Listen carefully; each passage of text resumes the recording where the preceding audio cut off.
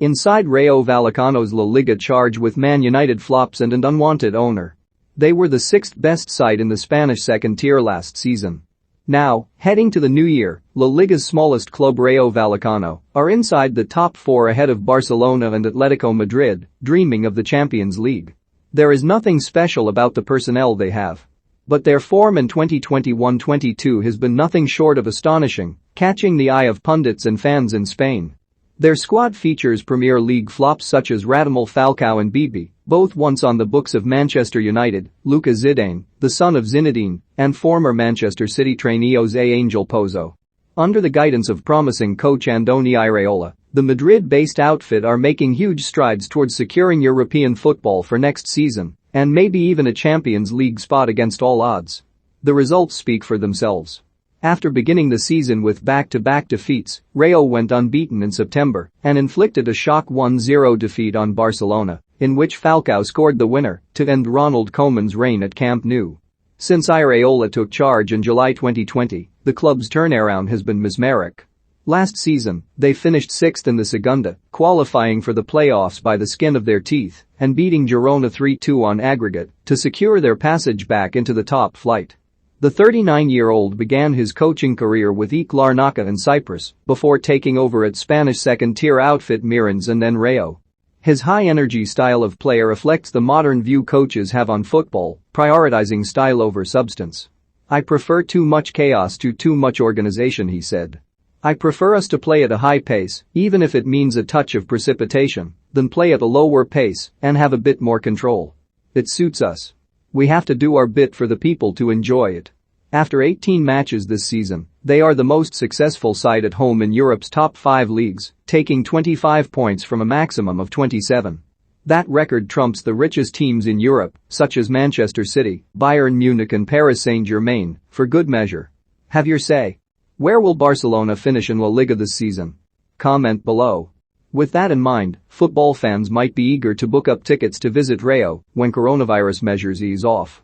But if you walk down Avenida de la Albufera in Madrid looking for their stadium, you might just miss it. On first glance, what you see towering in front of you appears to be a multi-story car park. But the rough and rundown concrete exterior actually belongs to the Estadio de Vallecas, home of Rayo, and located in one of the poorer neighborhoods of the Spanish capital. This is a club where business is conducted the old-fashioned way. Matchday tickets can be purchased from tiny holes in the walls but not online. A La Liga fixture against Levante, for example, can cost as little as €10, £8, on the day the fixture is being played. Considering the football Iraola's men are playing at present, a ticket at that low price can only be described as a steal. The ground itself only has 3 stands and holds a capacity of just over 15,500 seats. And yet, the fans pour in week after week, bellowing out songs of support and protest towards La Liga president Javier Tebas and their controversial owner, Raul Martin Presa. What cannot be ignored is that Rayo have the lowest budget in the Primera Division, and that is no surprise. The club were in the third tier of Spanish football only 13 years ago and have not received much in the way of investment since. As reported by The Guardian, the situation is so bleak at the club that their women's team have been left without a doctor, while opposition medics have been forced to treat their players due to shortages. The owner, Presa, is constantly hounded by the fiercely loyal Rayo socios with chants of Vitia, which translates to go away. And yet, they are embarking on a historic journey. The club have only ventured into European competition once, via UEFA's fair play rule, in 2001. Their highest finish in La Liga came in 2012-13, when they finished 8th under the ultra-progressive coach Paco Gemas.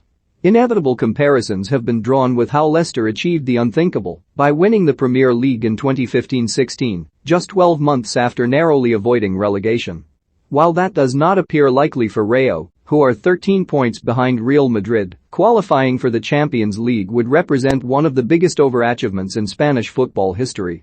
Because it is not just about finishing above Barcelona and Atletico Madrid, 2 superpowers in La Liga. There are Sevilla, Real Betis, Real Sociedad, Valencia, Athletic Bilbao and Villarreal, all clubs who regularly make their way into continental competition. Even Bilbao, who recruit Basque players only, have a much larger budget available than Rayo.